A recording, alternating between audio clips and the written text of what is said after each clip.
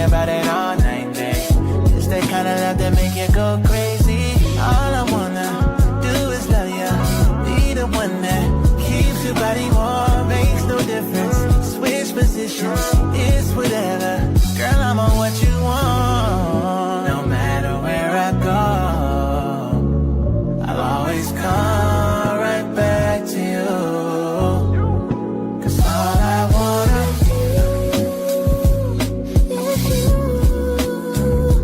let me address you, baby. Oh, it's true. I choose you. I choose you. Lay on your bed, I'll feel attached. No turning back. You so relaxed now. Let me do my thing one time. Then I let you go crazy. Looking at me like you love me. Now all I wanna do is, all I wanna do It's you. Let me address you, baby. Yeah. Say that's how it's true. I choose you. I choose you. It's you. Let me address you, baby. Yeah. Say that's how it's true. I choose you. I choose you. Indeed. It feels good to be back here on a Tuesday night. Shout out to the Nightcappers tuning in. Welcome to the Nightcap, right here on my Radio Chicago Support District Radio Network. It's the Voice of Vibes RMF. Hope you guys had a good weekend, had a good day. So much to talk about, man, and get in tune with. Y'all see the award here with the 312 awards, you know what I'm saying? So shout out to that. We'll talk about that later, man. But overall, relax, unwind, however you cap off your night, man. Welcome to the Nightcap. And so honored to have this dope brother here tonight, man. We're going to talk about a lot, man. So get in tune, get into those chats. Talk to me and I'll talk back. Share the live, whether y'all listening to us on the way home, at the gig, maybe you at the gym, or to my people that's already at the most relaxing spot, and that's in that bedtime. So welcome to the Nightcap. I got a lot to talk about, man. Be sure you go follow the Nightcap page. Support the app, SDR Network, to all the viewers that's tuning in on the road. Shout out to our truck drivers out there that's tuning in. Be safe out there as you listen in. Honored to have a dope brother that's go talk about a lot tonight, man. We're going to kind of get you guys ready for some big things happening next week. So Nightcap Nation, my Radio Chicago, let's welcome here viewers, wherever you listening to, even on social media. The homie Adal. What's up, my guy? All is well. Thank you for having me. Yes, indeed, man. How you feel? We're feeling great. Yeah. 1 week till the big day. How you feel about it? We've been putting a lot of work, shaking a lot of hands, kissing a lot of babies. Right. We're doing what we're supposed to do, and we're going to keep pushing through and then let the Lord decide the final outcome. I love it, man. I'm so glad that you're here. I want you to give the viewers and all the listeners out there a little bit of background about yourself and then tell them what you got coming up.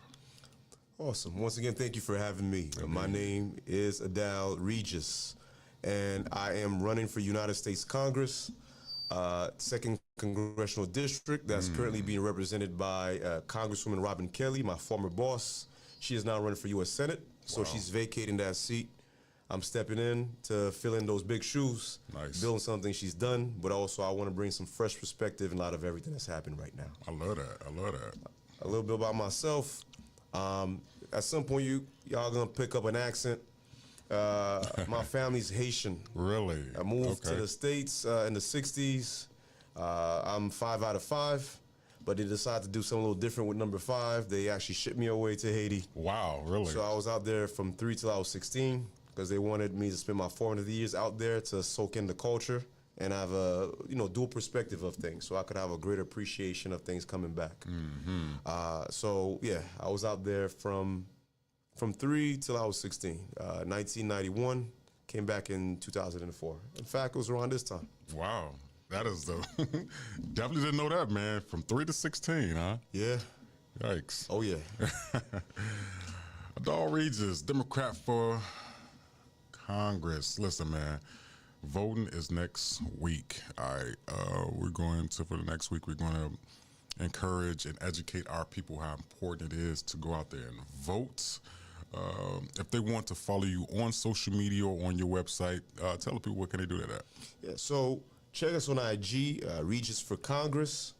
We've become a lot more engaged in that space as well, just to keep people apprised of what we've been doing. Yeah. We also do have a website, regisforcongress.com. I think it's a good way to get an idea of what platform we stand for. Yeah. But overall, I'll check these two. We got a little dance going on right now with Facebook. So we want to stay focused on IG for now. A little dance going on, right? Yes. No, I get it, man. You know, it's been so much happening. I mean, you know, Chicago is, if you know, Chicago is big, but it's small, you know. So I know a lot of people are, stuck in their kind of like own existence, and they only really care about their own surrounding, their own hood, their own block. But tell the people, our viewers, our listeners, how important it is for next Tuesday to go out there and make your vote heard. You know, I'm happy you brought up about how we all tend to move in our silos. Yeah. And I got to say, this is something that's been hurting us for a long time. So I want to add that I've been involved politically for 21 years. Oh, man. Yeah. And I've worked for 2 members of Congress, including Robin Kelly, who I've mentioned just now. And one thing that I've noticed is that one of the reasons why a lot is not moving, and we can talk a policy all day, we can talk legislation, but on a very highly practical level, a lot of times you don't see things move in your neighborhood. It's because, first of all, as scripture says, right, my people perish for lack of knowledge. They don't know the federal dollars even exist to even apply for it. And that's, federal dollars, which is coming from your taxpaying dollars for small businesses, for nonprofit organizations, and even for local government. Yeah. And even if they do, what we see that's happening is they end up competing against each other for the bread instead of collaborating for it. True. So I'll break it down this way. The West suburbs have figured it out. So the way they go after the dollars is they join forces and they put one big regional application, ask for a large amount of dollars, and then they add all of the numbers from the different communities to make a case for why they need the bread. And so when the money comes in, they split the pot. South suburbs and even south side, south of the city and so on is a dog-eat-dog situation. True. So on one hand, whether or not people know that those type of funds even exist.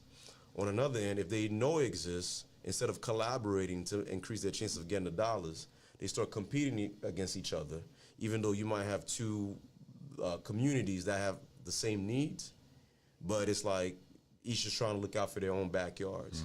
So this is one of the reasons why I'm stepping up. I'm anticipating that we might see less money coming in the state of Illinois because the governor is beefing with the president, as you know. Yeah, I know that. And the president is petty. So he's withholding cash that's supposed to actually be coming in, especially making their way to our community. He's withholding it. And we're seeing that with the funds that was supposed to help with the Red Line extension, which we've been talking about for years, right? So being that less money might be coming in, we think it's even more so now, more than ever, for communities to start collaborating when they're going after those funds instead of going after it individually. You know, once again, shout out to everybody that's tuning in, man. We're going to get to these comments in a second, man. I just want to continue to take the time while I have you here tonight to educate our people and our viewers and our listeners on what's going on in our own city and how important it is to make your voice heard on next week. That's March the 17th. So y'all get in tune for that. Well, a couple more things I want to talk to you about is, the south side of Chicago, is, of course, has its up and downs as far as violence, right? And I know that our president mentioned about the violence, how it's always happening more and more, and how our leaders in politics aren't really doing a lot for it. You know, I mean, you know, we mentioned the red line and how things is, you know, happening a lot, you know, violence and killings and things like that, lack of police or whatever. Just what's your overall stance and opinions about how you view the city of Chicago when it comes to leadership, accountability, violence, and everything like that? Sure, let's talk about the violence, right? We know gun violence is an issue in the city, but we also got to be real. A lot of times, that's coming up from two situations. Number one, either failure of de-escalation is something that we find out. University of Chicago actually did a bit of a research. A lot of the gun violence that's happened is normally people that know each other, but there was a lack of failure to de-escalate. So, for instance, Jamal got a bike, right? Brand new bike. Jamal parks the bike, plays with Eric, plays a video game, comes back down, the bike is gone. Somebody tells Jamal James took his bike. So he goes and confronts James, and next thing you know, somebody shoots the other person. Because Jamal learned not to let anybody take their lunch. There's been the data is suggesting that a lot of the gun violence part of it is people that know each other that are shooting each other because there has not been anything to suggest how to de-escalate conflict. Gotcha. That's one part of it. But let's look at it from a larger systemic issue. Crime. The reality of it is we're dealing with public safety or crime being an issue because of lack of opportunities. That's just the bottom line. And you saying that the president talk about how much crime that exists? Well, he's creating a condition for crime to be an issue out here in the city. Let's take, for example, there was money that was supposed to be coming in to create jobs, especially around green jobs, like for any type of projects that I wanted to switch from, like oil energy or basic, like what we use right now to power up our lights, to clean energy. We're talking about solar and so on. Yeah. That was money that came in from the previous administration. The idea was that any community that wants to start tapping into any major climate or environmental type of project, they can tap into that money. And not the caveat, the bonus plus was really to make sure that they were employing the folks within those communities to help build those projects. The president froze that money. And then number two, we're talking about the guy who's cutting money from, number one, healthcare, Medicaid and Medicare, because he passed something called the so-called Big Beautiful Bill last year, July 4th, while we were all celebrating. Yeah. That bill is cutting $1 trillion worth of funding for healthcare, Medicaid and Medicare. Somebody you know is going to be impacted. That could be your mom, your dad, your uncle, your auntie, right? Yeah. Or your nephew, your niece, or your son, your daughter that's on Medicaid. Now, if they can't afford health insurance, a family member is going to have to subsidize that person. That's affecting your budget. That's grocery and so on. Meaning that they're hitting our pockets while, mind you, they're giving tax breaks to each other, folks making $450K or more, right? And then on top of that, he's cutting money from SNAP benefits. People got to feed their kids. Yeah. So if you're taking even money from SNAP benefits when somebody got to feed their kids, people are going to do what they got to do to feed their kids. Yeah. What do you think is going to happen? Crime most likely is going to go up. So I find it hypocritical that he's talking about the fact that the city got a crime issue, but he's creating or exacerbating the condition that's going to make things worse for us. Very good point. Very good point. I actually agree with all of that, especially the SNAP, because this girl Lisa used to give me some link card, and I can't even get it no more. And I'm sick of buying food with my money. Okay, it's really bad out here. So Lisa, if you ever get it back, come on, man, it's hard out here. Shout out to the chat, man. We're gonna continue to talk with the homie tonight. What's the word, Jeff? Life coach Jeff. What's the word, my brody? Welcome, welcome, welcome. D. Smith, what's up, my guy? What's the word? What's up, Amina? Amina, how you doing? Come on up here, Amina. What's up? There you go, Jessica. She said, it's a dog. Hey, Jessica. Hey, what's the word? What's the word? We're here talking with the homie tonight, man, as he prepare for next week.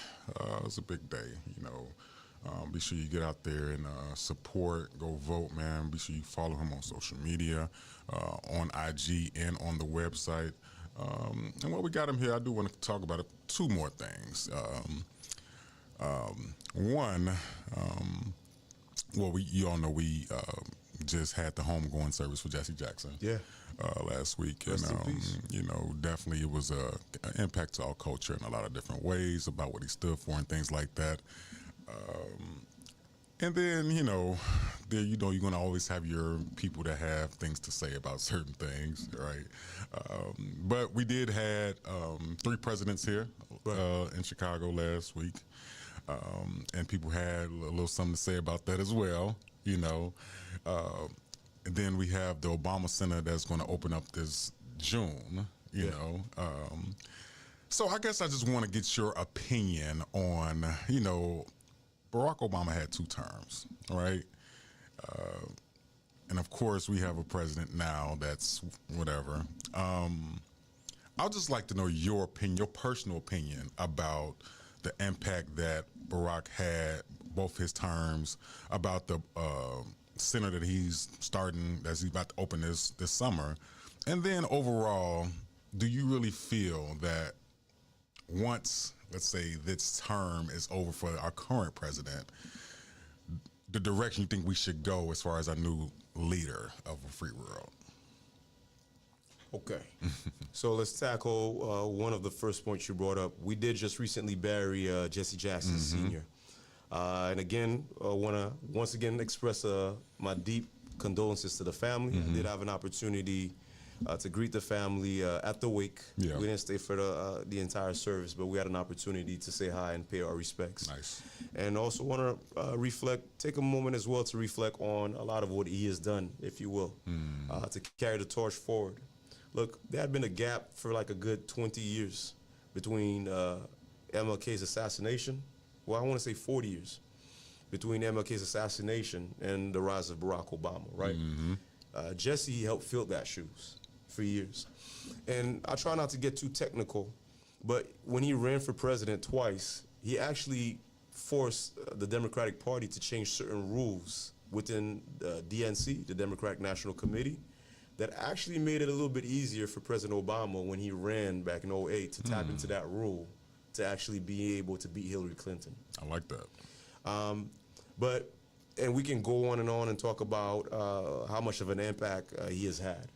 But to touch on the fact that we had those 3 presidents, I was trying to see where you wanted to go with that. Yeah. I mean, we got to recognize that we had 3 presidents right there in the House of Hope. A black church, historical, that was history, right? And I imagine a lot of people watching this and we see the symbolic weight of that, and that probably generates a certain level of pride. But at the same time, some of us might feel a little bit more cynical because we've seen all the speeches, all the kumbaya, but folks living out their glorious past, but what does that mean for the present, for the future, right? And I want to speak to that because there's a lot of cynicism right now. I think it's important, while in one way we bury and we pay our respects to those, the older generation that's laid the groundwork for us to be where we're at today. I also think it's important for a lot of us to start to take on the torch, if you will, take the baton and start moving forward. To some extent, some of us have gotten a bit comfortable. And we've forgotten that we are products of generations of sacrifices. Yeah. We got a lot of what we got right now because somebody bled, somebody died, somebody marched. Today, a lot of what we got right now is we're at risk of losing it because they're trying to push us back one way or another, whether it's with AI being a big thing, where that might replace work opportunities.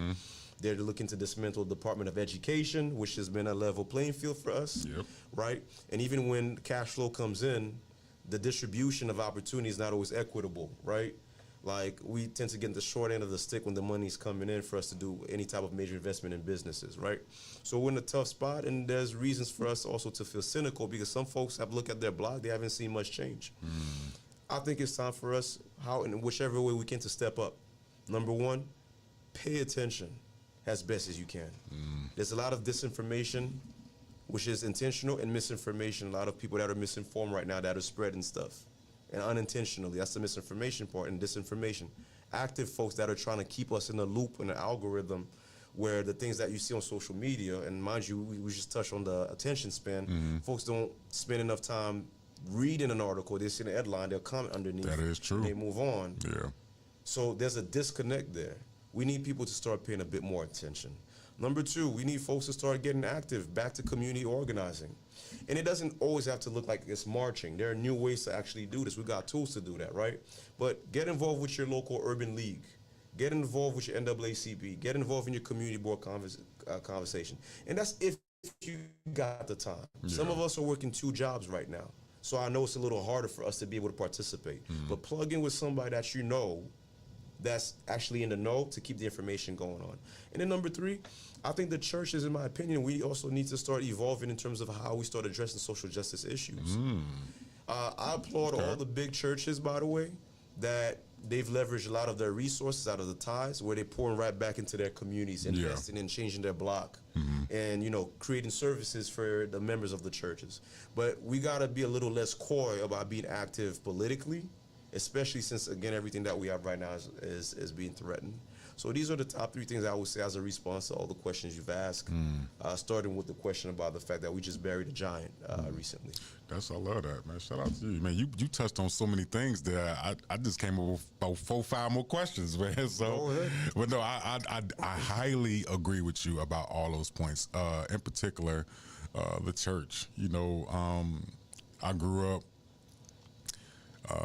My family, my grandparents kept me in church, you know, believing in, you know, God and Jesus, and kind of like embodying me. Like as a shorty, I didn't really know what that was, you know, so I just went to church with a suit on. I was just looking for my candy and my Game Boy, you know.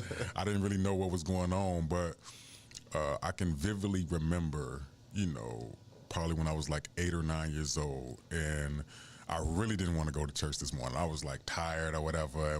But when that particular Sunday, I was in that church, and I just seen grown people standing around me with their hands in the air, crying tears, praying, worshiping, and it just blew my mind. It really just blew my mind of how that impacted them.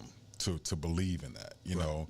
And as I got older, it made me draw closer to God. And then as I got older, I started realizing that how politics and the religion, they don't really talk about each other like that. You see, like the church, if they do, they vaguely talk about it, you know. And I always wonder, why do church and religion, like I know in conversations and like topics, church, religion, politics are 2 things that people don't really want to talk about.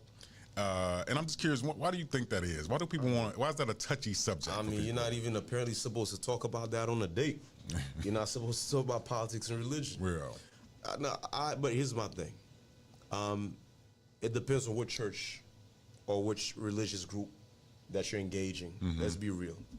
Because you've heard the term evangelicals, that are a group of folks, Christians, that are actually help the president right now write his national agenda. Now, here's the thing, though. That sounds good on the surface. My issue with that is they're trying to pivot the country towards something called Christian nationalism. And this is, again, proof that there are churches that are engaged in politics, right? A lot of them got the president elected. I mean, a lot of the leaders work to get the president elected, right? Christian nationalism is like a movement where they are trying to make everything codified to be or just solely around their version of Christianity. But here's my problem with that. On the surface, it sounds nice. But you got to take into consideration that Christianity has different fractions, different sections of it. So if you're making Christianity entirely the thing in this country, number one, how do you address the Jehovah's Witness perception on Christianity, their perspective on it, the Catholics' perspective on it, the Seventh-day Adventist perspective on it, the Pentecostal, are they going to make it legal? We all should be speaking in tongues now, or we get fined? You get what I'm saying? So the way they're going about it is that they're using that, if you will, the zeal of that, to rally a lot of people around certain issues that's touching, while they're still screwing people over on the economic side of it. Man. So that's one side, that's one part.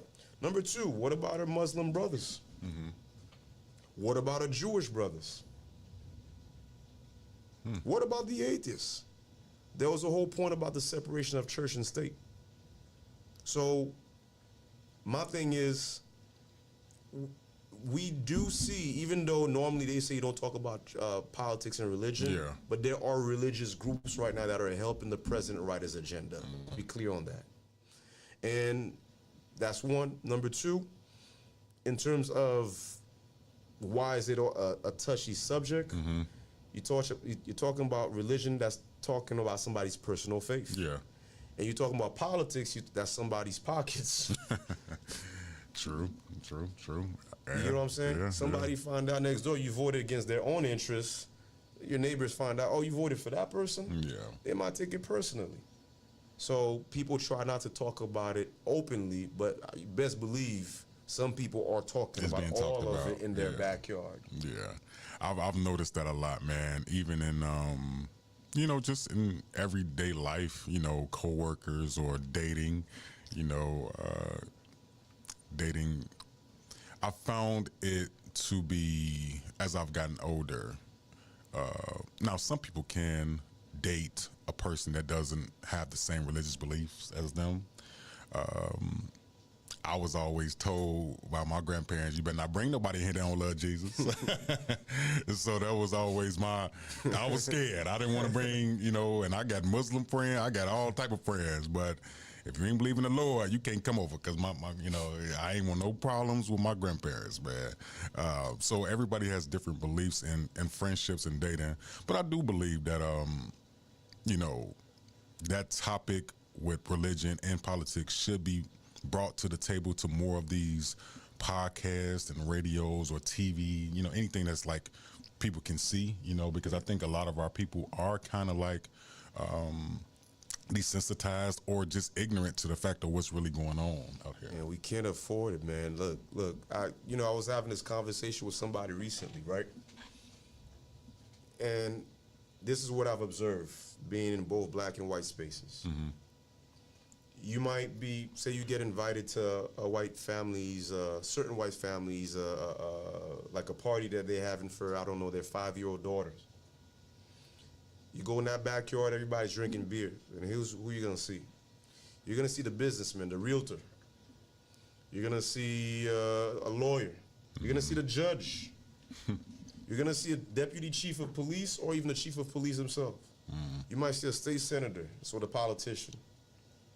And then they might invite, I don't know, like somebody who wants to sing for the birthday girl, and she can sing, so they decide, oh, like you can sing, like let's hook you up. And then that person becomes the next Shakira, the next J-Lo, you name it, right?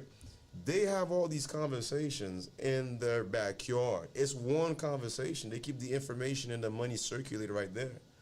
In our community, unfortunately, and I'm careful not to overgeneralize, so I'm not going to say it's all of us, but something that I realize that tends to happen often is for us, we think it's multiple conversations. So we put business over there, we put politics over there, we put religion over there, right? We put entertainment over there. For them, that network, that one party, everybody's having a conversation right there in the backyard. Interesting. Yeah. So I think for us, in order for us to progress, I think we should do a bit more of that, which helps eliminate the crab in the barrel mentality as well, if you will. And being supportive of each other, following that same model, well, we make sure that we're having all these big conversations as well in one backyard instead of having them in silos, in my opinion. I love that. Nightcappers, we are getting some gems here tonight, man, from, you know, a very, very profound and inspiring young man. I remember you said your age out there, and I was like, what? Number one question I get on the show. Yeah, I mean, I just turned 40 right last summer, right? And you know, I feel okay. Let me say it like this: my body doesn't feel like 40. I get that. You see what I'm saying? Don't tell me it's like 50, though. No. So it's like I feel good. I'm staying in shape. I love to work out. I feel physically fine until it's that 140 moment. Like, oh, damn. You know what I'm saying? Like, my knees start buckling when I'm walking. Like, so I'm feeling the effects of getting older. But I love that, you know, our people, you know, can get to an age where we're in our late 30s and 40s and still look, you know what I'm saying, still look good. Black don't crack, man. Yeah, Black don't crack. It's true. That's the #1 question I get asked on the campaign trail, by the way. I knock on doors, somebody opens up, and, you know, I give my stunt speech, I listen to what they have to say, and then they say, yo, how old are you? And then usually I have them guess. And the #1 answer I get is 25. And then I gotta let them know I just turned 38 last month. I love it. Black don't crack. I like to think this is the reparation we got. We have to get it somehow. Yeah, I love that. You know, so y'all pay attention, man. If you you want to stay looking young and in shape, put them gyros and Italian beefs down, okay? They ain't gonna do you. I'm telling you, they're gonna catch up to you eventually, all right?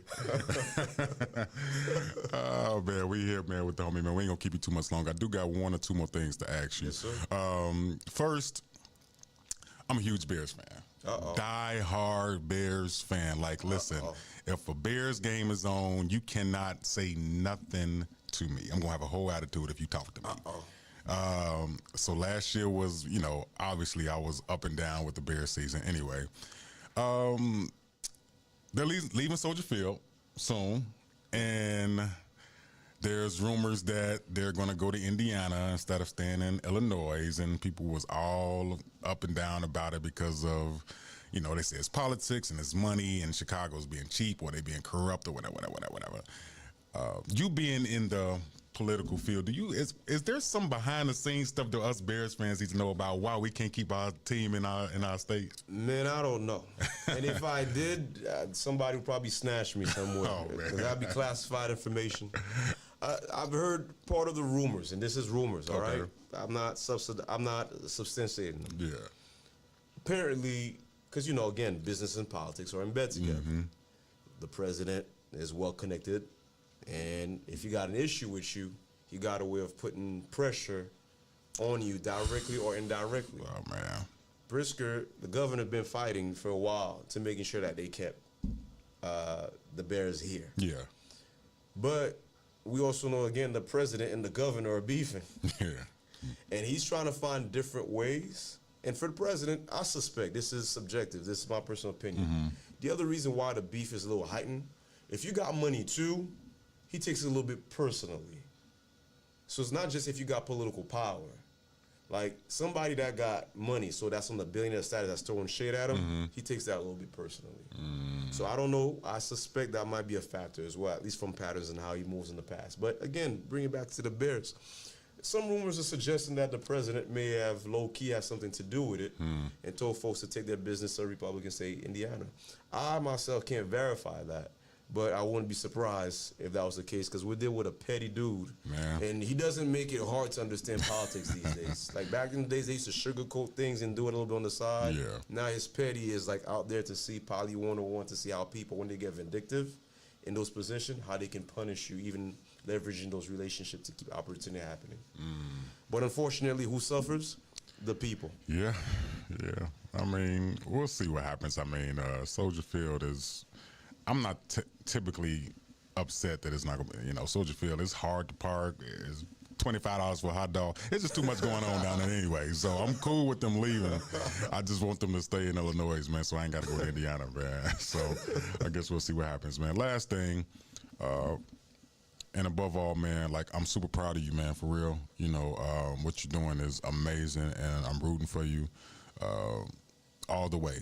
You know, one more time to all the listeners and the viewers out there, wherever they are, let them know how important next week is, and you know, put your stamp on it about always remembering the name of what you got going on. First thing, I want to say thank you for having me tonight. Of course. Like, it was an honor and a privilege. My name is Adele, almost like the singer, Adele Regis. She got the better voice. Though if there was a karaoke Grammy section, maybe I'll take it there. But it's Adele Regis. I'm running for United States Congress, which is in the 2nd Congressional District. That district spans from 41st Street, a bit of Bronxville, and as you go down, Hyde Park cuts Hyde Park in half, South Shore, Stony Island, Pullman area, Rosen area, and then it gets bigger. 60% of that district is in the south suburbs. So we're talking South Island, Park Forest, Calumet City, Harvey, Markham, all these areas in the south suburbs. Matson, you name it, right? Chicago Heights, most of it is there. So if you don't live in the district, make sure you let people know. I'll greatly appreciate it. And by the way, that district goes all the way down to Danville. It's big. Oh, wow. And it's unique. We call it the microcosm of America because it's urban, so it's the Chicago part. It's suburban, and it's rural. Kankakee, a bit of Will County, Monique Creek, and so on. Here's why the election is important. We have an opportunity right now to bring in some fresh perspective. And look, I'm coming in not just as somebody who just want to shake things up, because I think that's also important too, but as somebody who understands how the system operates. I've worked for 2 members of Congress for 4.5 years, and part of my job was to track down the federal dollars when it was coming in, to making sure that people knew that there's money available to apply for these things, to keep their business running if their business was underwater, to making sure that the nonprofit was able to sustain themselves, to make sure that local government had the money, if you will, to do the work they had to do, whether it's paving roads or providing some type of support based on whatever their agenda is for their community. I was the money guy for those congressional offices. And so with me, you get somebody who has experience, and 21 experience on top of that, right? But somebody who cares, I want to say. Because the reason why I'm running, and I recognize that people are suffering, that's the part we don't talk about enough. We see a lot of great, big speeches, grandstanding, but we're not talking about the fact that the average person is suffering right now. And it's getting worse. The fact that less money's come into the States, some hospitals might have to either cut down services or in some cases close. I mean, again, not enough people are talking about that. It's going to be impacting some of us directly or somebody that we know. The fact that they're trying to take away even the basic resources that's supposed to keep us afloat, SNAP benefits, means that's going to force people to have to make desperate choices. Because again, I'm going to keep coming back to this. People got to feed their kids. So I recognize that people are suffering, and I care. I really do. And this is my way of paying my dues, of stepping up, because I recognize, like I said, we just buried Jesse Sr., and I recognize we do stand on the shoulders of giants, and it's time for us to recognize and acknowledge that we are products of generational sacrifices, and that we too got to sacrifice, if you will, to making sure that things move forward. And for me, that's my sacrifice. That's my service. That's why I'm running. I hope, to those of you listening that live in the district, I hope that I've earned your support. And if you know anybody that live in the district, I would greatly appreciate you spread the word. This election is going to be next week, March 17th, although early voting has already started. 10 people are running. It's a game of margins, so somebody can win this election with just 20% of the vote. And we've been out there doing the work. So we're feeling good. We're feeling confident. I love that. Man, listen, I'm like I said, once again, thank you, man. I'm really proud of you, man. I love what you're doing. We're going to stay in tune, man, throughout the process and even afterwards, man. And as we continue to move forward, you know, through this year, you know, I'm pretty sure your name is going to be floating all around the city for doing great things, man. So let's stay connected, man. I'm glad the people got a chance to hear everything you got to offer. And we're looking forward to great things, man. Appreciate it once again. Thank you for having me. And again, RegisForCongress.com and Regis for Congress on Instagram. One more time for them. Say that one more time so they can hear it again. And again, RegisForCongress.com. That's the website. And on Instagram, on IG, it's Regis for Congress. REGIS for Congress. Check us out. Thanks again for having us, Nightcap. Oh, of course, man. We're gonna get into it and then come back to us, man, and you know, and hang out with us some on Tuesday nights. Bring me in, I'm going to come through. My dude. Y'all be sure to go follow him, man. Go out there and vote. It is super important. Early voting has already started, man. Make your voices heard, all right? You know the vibes. We'll be back in 5. Here go D. Jenkins with It's a Breeze. We'll be back. Nightcap Nation, get into him.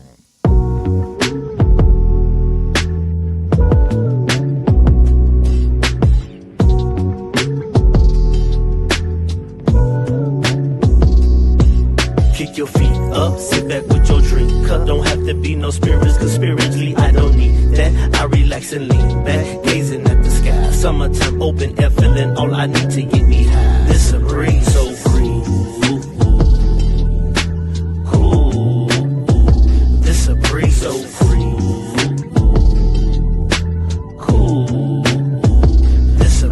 race the dead with this flow. No doubt I know they feel it, all that listen bring them hope. The world drown them in sorrow, I'ma assist them to flow. This a taste of Chicago, much more than killings, drilling dope. It's plenty love in the air, we gotta love a bit more. These the Maywood vibes, take you higher than you normally go. From the aroma of success, yes, my favorite cologne. Plus the spirit of the Most High embalms you, making you glow, glow.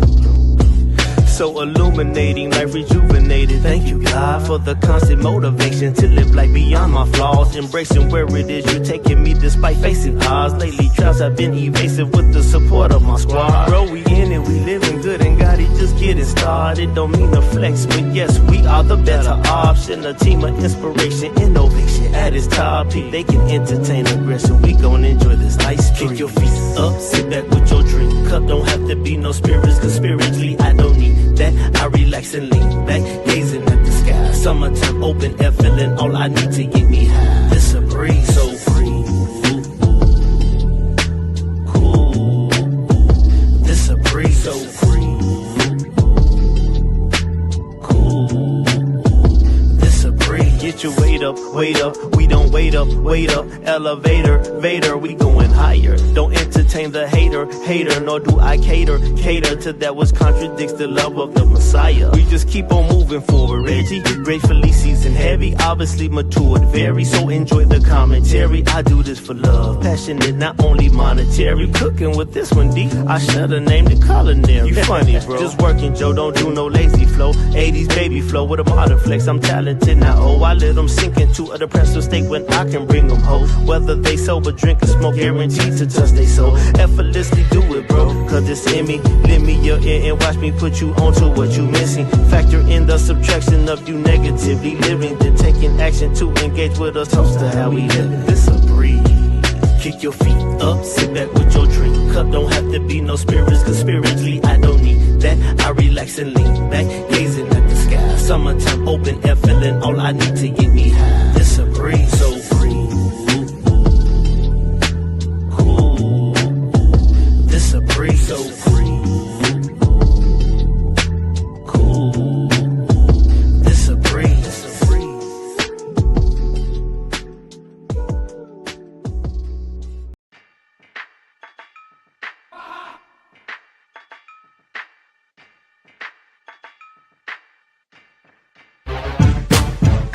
I was the one who didn't care nothing about love. Hurt too many times, so I lived by to get them before they get killed. I would mess around if it's serious for me.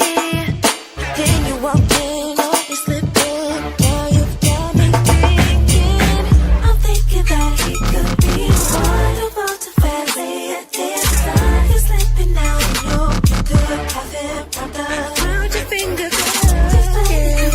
Don't play yourself, you fell apart. Just take a chance to be the one who changes everything to you. Baby, I'm ready. It's be different. I think I can do this. I wanna go through this. See what we can do. Baby, I'm ready. It's be different. I think I can do this. I wanna go through this. So with you, I never thought that one who would make me switch it and give me the feeling. Your eyes, you know your vibe, you walk, you talk, you said you're doing something to me. Could you be the man of my dreams? I'm thinking that he could be wonderful to family at this time. You're slipping out, you could have him wrapped around your finger.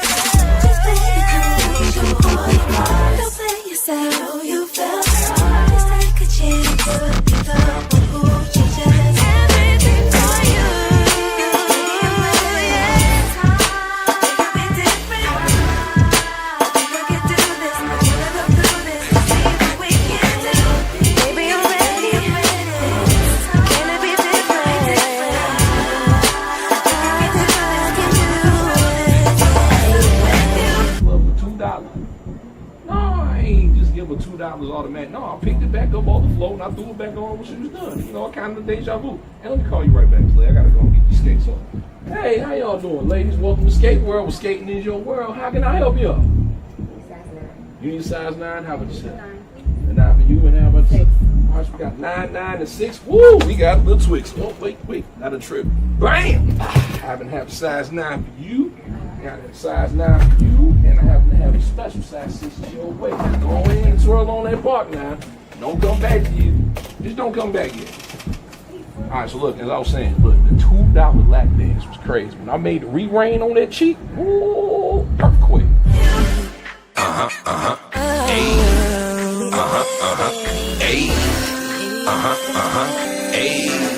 Come on, let's go.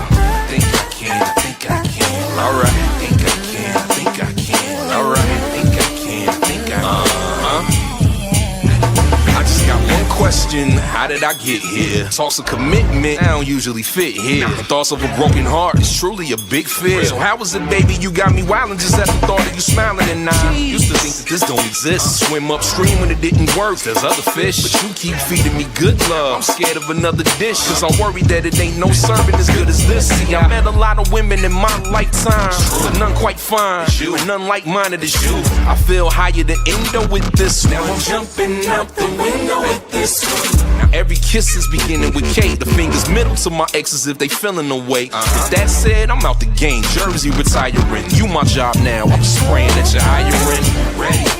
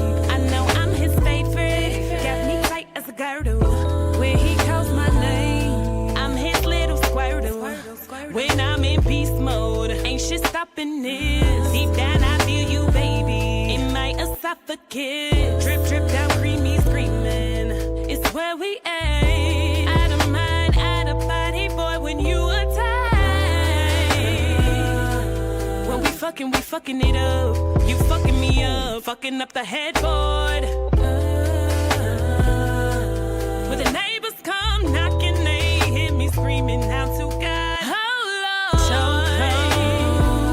chokehold. You got me in a chokehold. Chokehold. You got me in a chokehold. And I love it. I love it. I love it. I love it. Love it. I love it. I love it. Boy, you got me in a chokehold.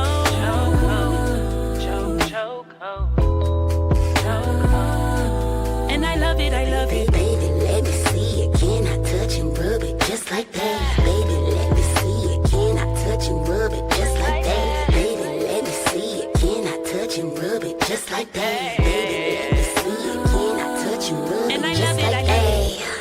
I love it, I love it. I hug it and squeeze it. I like to get drunk, then I suck and I fuck it. He like to rub on that pussy in public, humping and pumping. He got me thumping, feel like we making a baby or something. I like when he munching and taking his time, deep in that pussy like he finna drown. Think I'm falling in love when he lick. Like I'm going on these drugs, I'ma never give it up. I'm a dick. Why? Doing shit I don't usually do, but you beautiful. You kinda good, but I'm thinking I could do to you. But you can't never tell nobody what I do to you, he said. Chokehold. You got me in a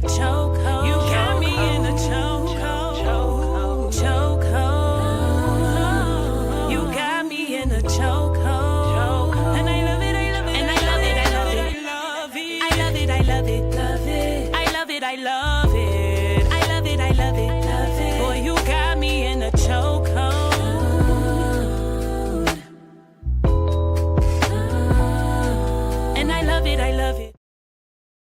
Hey everybody, this is Brittany from Young 60 Plus Club. I just got off the nightcap with Reggie, and I'm gonna tell you I had an amazing time tonight. I hope you listened in because there's so much more to learn.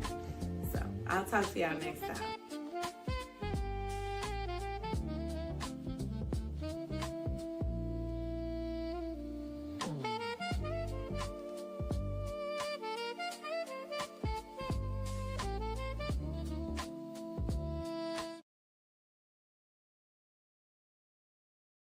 Nightcap Radio is back here on Tuesday nights. You know, the vibes, the voice of vibes, RMF.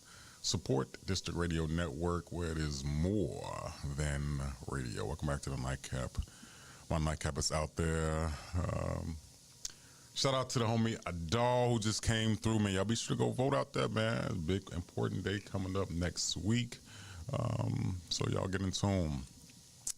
But, Nightcappers, look who it is. Hey, y'all. Now, I was going to give her some hell, man, because for y'all who remember, when she was here in January, she did make a bold statement. I did.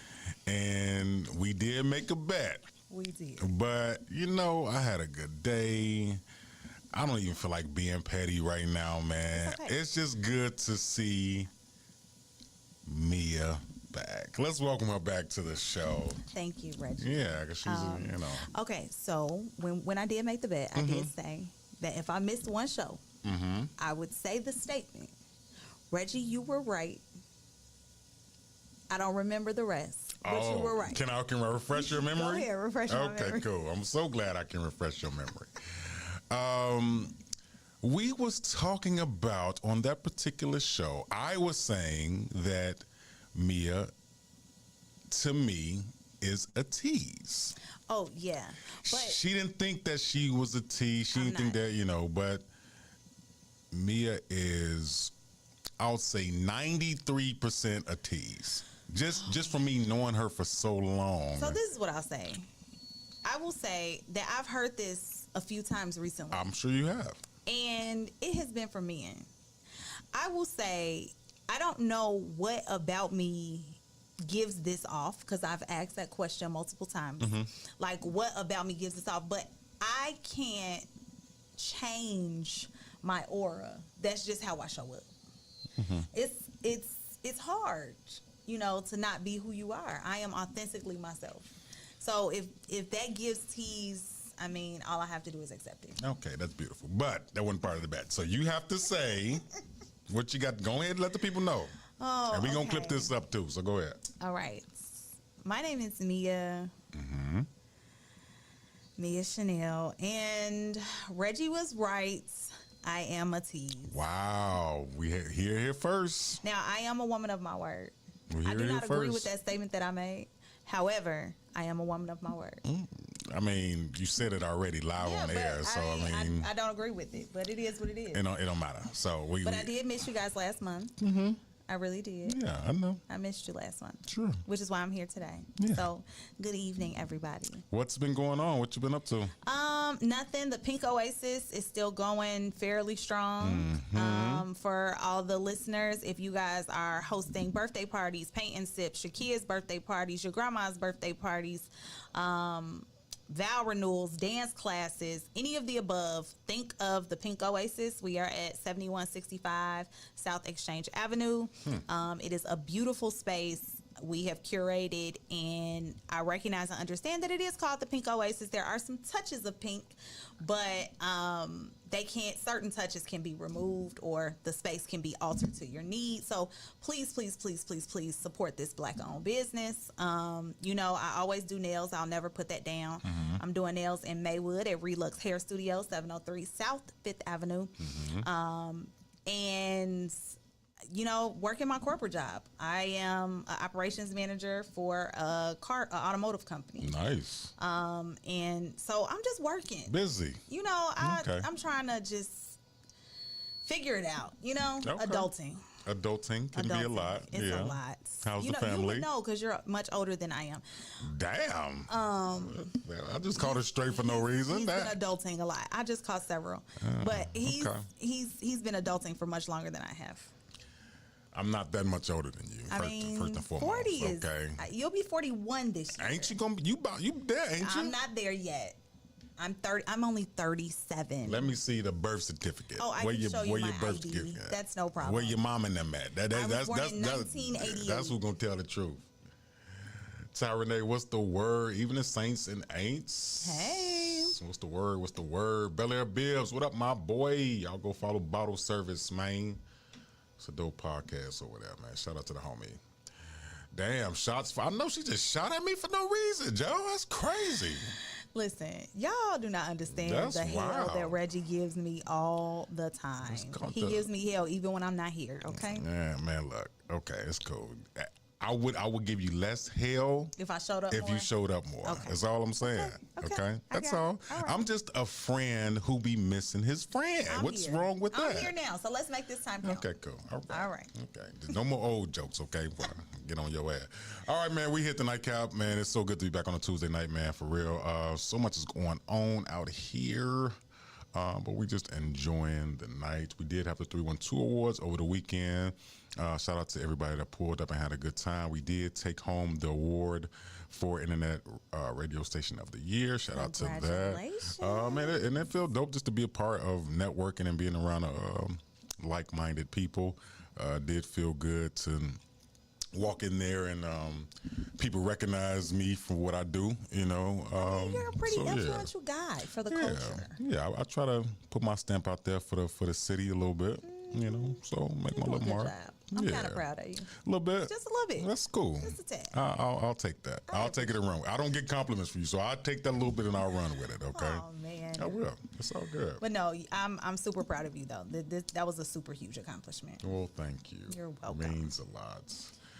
All right, Nightcappers, while we got her Here here. we go. It's about to start. Before you get into that, because your shenanigans, they're coming. I feel them. I would like to say that the candidate that you had on a few moments ago, I got to sit in on the interview. And I will tell you guys, we have become the aunts and uncles, right? Because we are aging and maturing.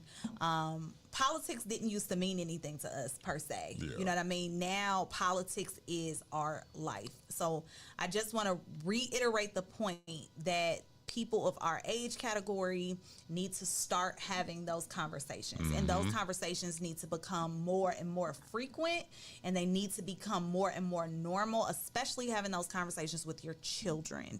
That is Yeah, it's super big. important because the decisions that we make today are going to affect them tomorrow. And so we have to be really diligent about how we're communicating to one another, how we're conveying information to one another, how we're, sharing the information with one another. So, just be informed. Be informed about your state legislation. Be informed about how you are moving and the things that are going to really impact you. I happened to be listening to somebody today who made the statement like, oh, politics doesn't affect me. But it affects us all, every single one of us. I was unemployed in my corporate structure for probably about 4 months after Donald Trump did his business about, the DEI, because I was a part of DEI movements in my corporate career. I was hired under those pretenses, and once those funds or funding went away, I then lost my job. Oh, man. So I 100% believe that being knowledgeable, understanding politics, understanding what's going on around you is super important. So I challenge each and every one of you that are listening, tell a friend something, research, have those conversations, especially with your peers and your children. It's very important. I do agree. Then you hit it right on the head. It's very vital to educate our people, even our children. Like I have teenage sons. It's important to educate the people about what's going on currently and how it affects us tomorrow and the next day and the next year. Yep. You know, I do agree with you on that. Yep. So shout out to bro for coming through, man. Y'all be He did sure a to go wonderful job. and Kudos vote, to him. man. Very well spoken brother for sure. Stephanie, what's up? Good evening from Real Life Topics Podcast. What's the word? I love your show.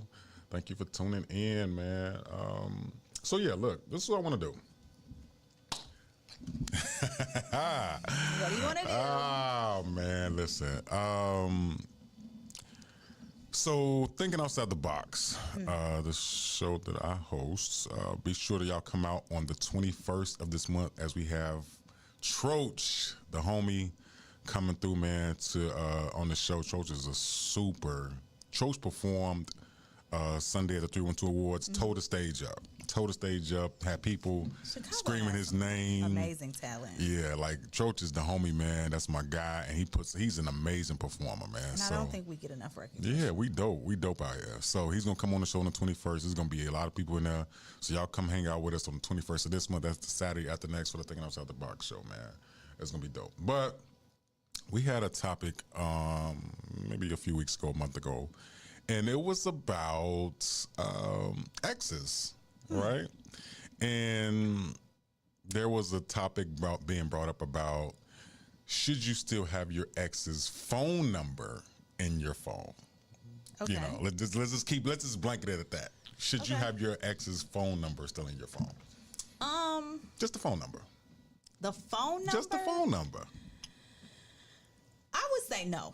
Oh, And I say no because it will tempt you to text that ex or communicate with that ex. Like sometimes if you're scrolling through your phone, you may see a name and you may names, numbers, those are all social cues that trigger memories or bring up feelings. So for me, I'm a person, if we done, we done. Like I don't need to talk to you. We don't need to converse. What do we have to discuss? even if it's on good terms, y'all just okay. Nope. What do we need to talk about? Wow. I mean, I'll say this.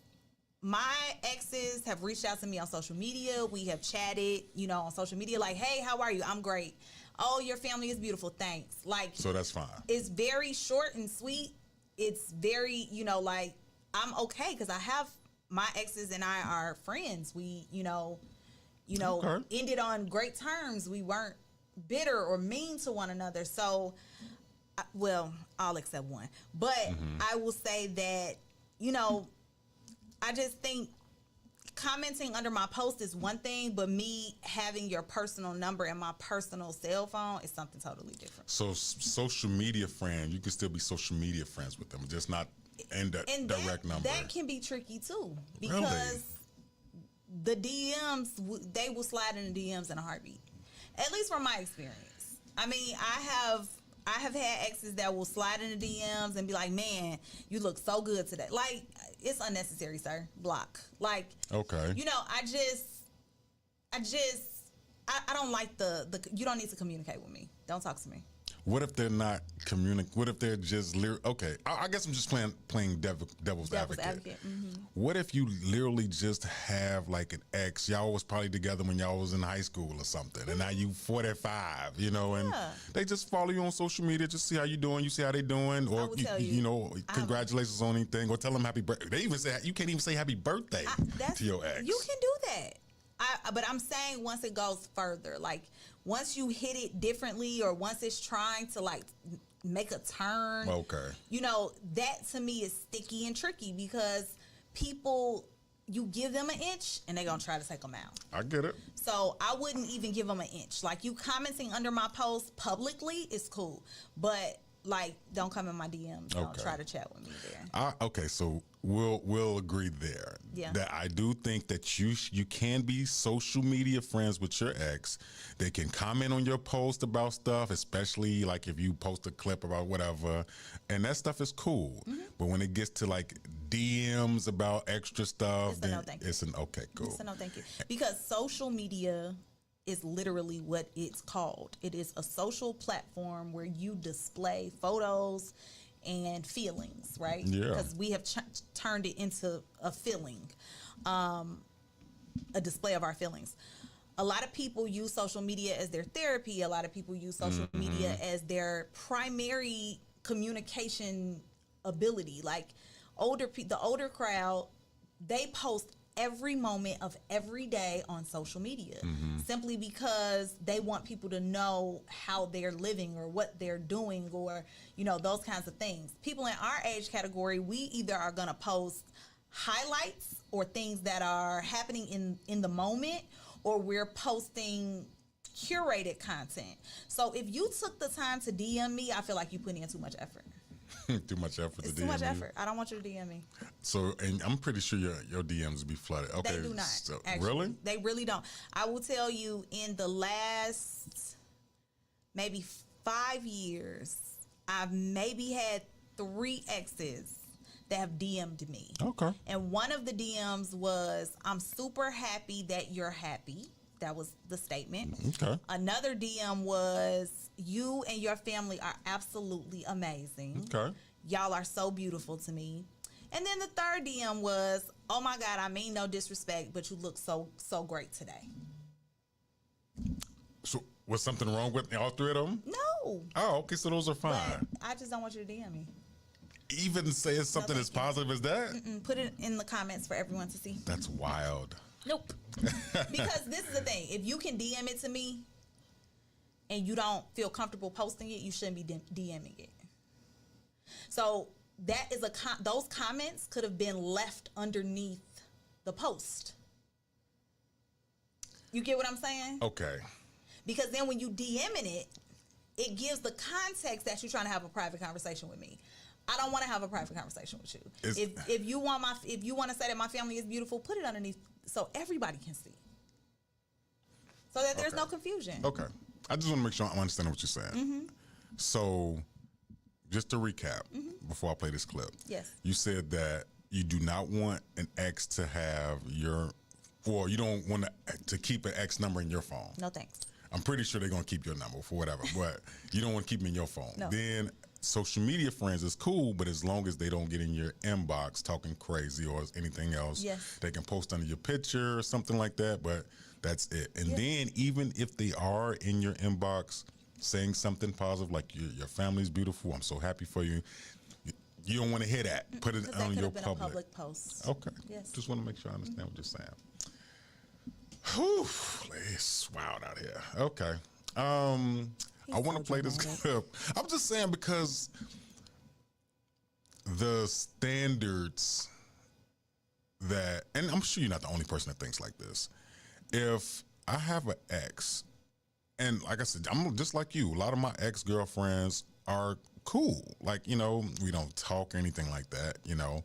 But I think social media is in a lot of ways worse than them having your number, because they can not only see the pictures you post, see all your everyday life, they can inbox you, and they can even call you on the messenger. You see what I'm saying? I would agree. So you have to be careful with that. That's why I say it's always be careful about what you post, because you never know who's watching. It could be your ex from 20 years ago. Yeah. But if my ex is in my inbox saying, look, you and your family so beautiful, I'm super proud of you, I love that you're happy. Oh man, thank you, I appreciate that, man. You know, like something like that. That's fine to me. You know, even if it's in my messaging, it's not for the public. Actually, I'd rather it be in inbox, because publicly people are so nosy and inquisitive and judgmental. So they would see something like that and then automatically try to go look you up, try to be your friend, send you a friend request, and see, let me see if I see a picture with her and Reggie somewhere. You know what I'm saying? People are just nosy. Okay, well, on the same track, let me ask you this question, because it's quite relevant, especially to our friendship. Is it okay to take friends that you met with that ex on to future relationships and the rest of your life? I think so. Take friends from a past relationship. For example, guys, mine and Reggie's stories, I don't think we've ever told this story to the nightcap. All right, tell them people Okay, what's up. so Reggie was dating a nail client of mine who became my friend. And at the time, they were living together. And I met Reggie because I was in his home doing my friend's nails. And then I had babies. And when I had my babies, they invited us over for a couple of, events, family events.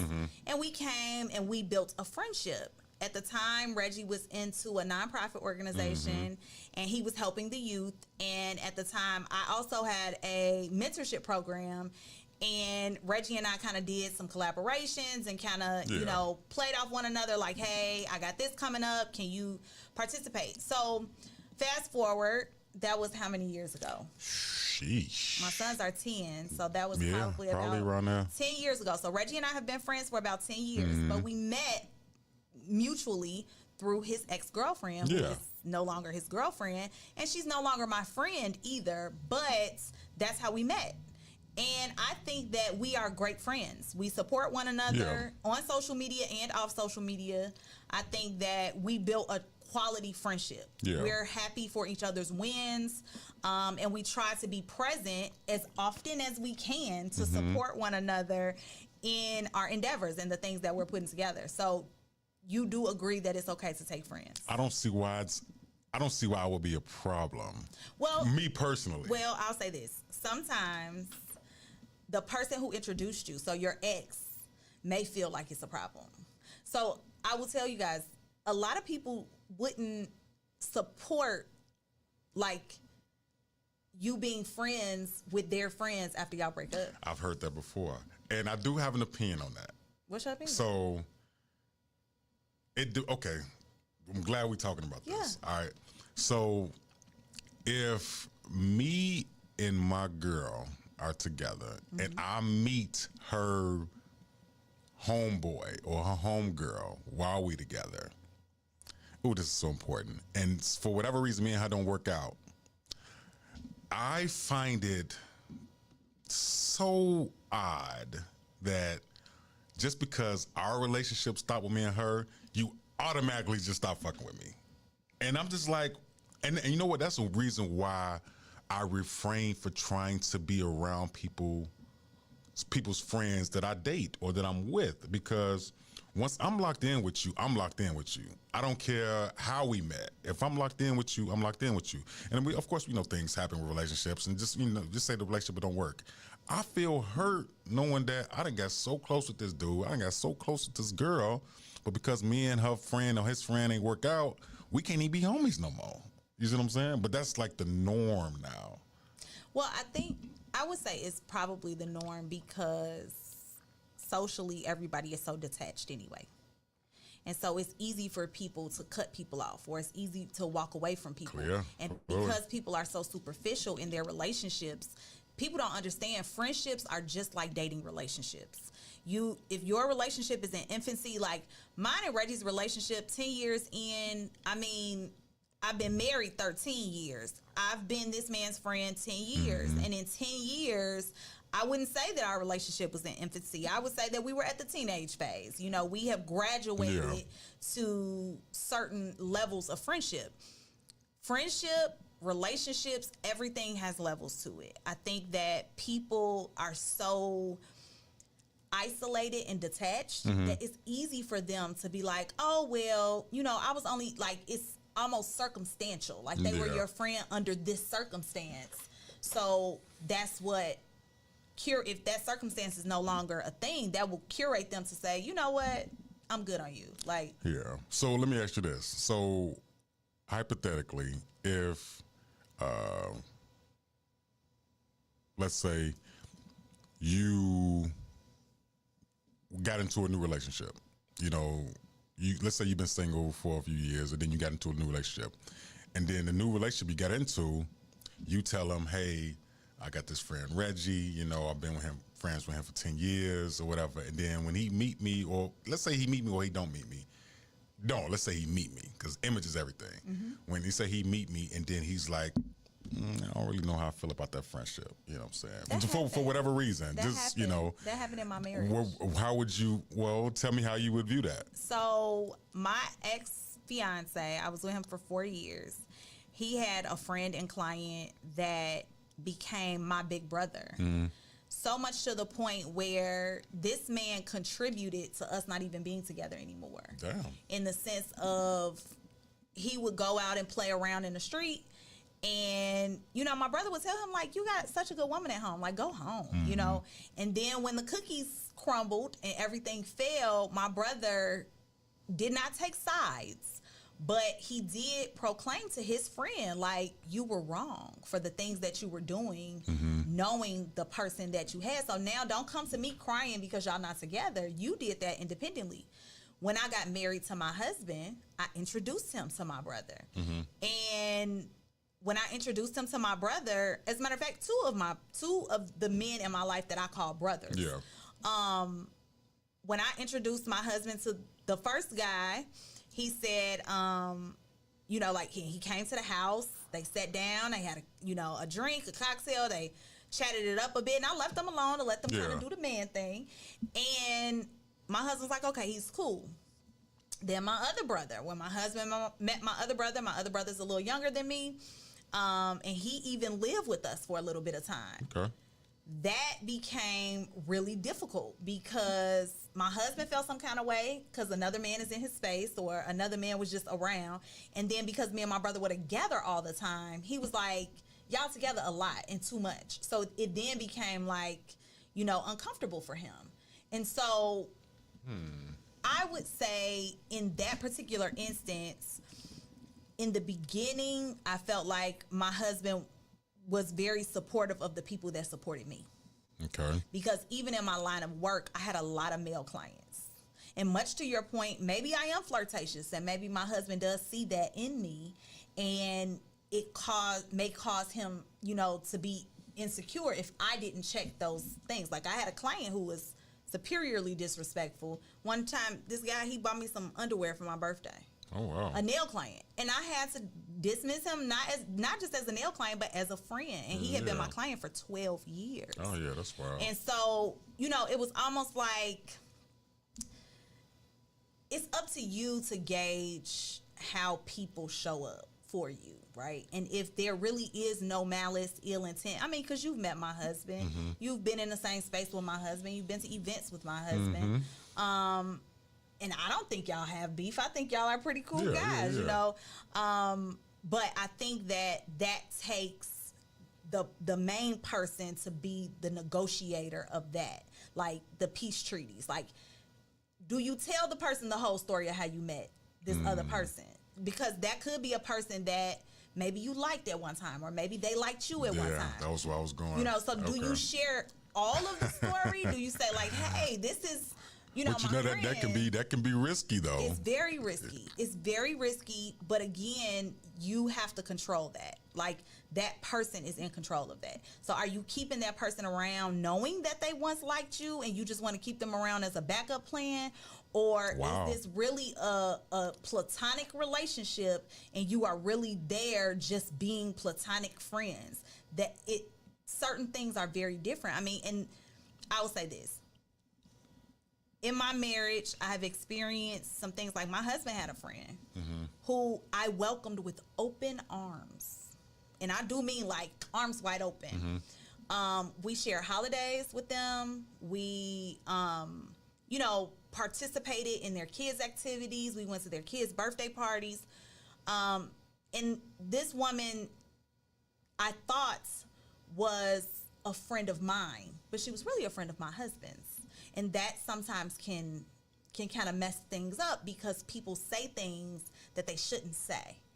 And for me, it became a point of contention, like, is that really your friend, or is she trying to get with you? Because I'm confused. I'm very confused. Is she attractive?